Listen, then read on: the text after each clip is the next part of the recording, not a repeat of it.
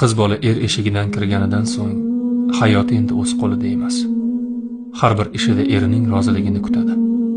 Qizning eng katta armoni ota-onasiga eng ko'p kerak bo'ladigan paytda yonida bo'la olmasligi. Onasi uchun mazali taomlar pishirib, iliq qo'llariga tutqazishni orzu qiladi. Ammo u ovqatni o'z uyida tayyorlaydi-yu, onasining dasturxoniga qo'ya olmaydi. Yuragi borsa ham oyoqlari bora olmaydi. Onasi kasal bo'lsa qizning ko'ngli hech narsadan huzur topmaydi.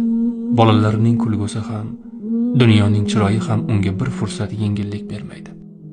Sayohatga chiqsa ota-onam ham birga bo'lsa edi deb yuragi orzulaydi. Ota-onasining biror narsaga muhtojligini biladi. Yuragi cho'ntagidan chiqarib uzatishni xohlaydi. Lekin ko'pincha erning qo'liga qarab qoladi. Xo'p deydimi deb ichida o'ylab yuradi.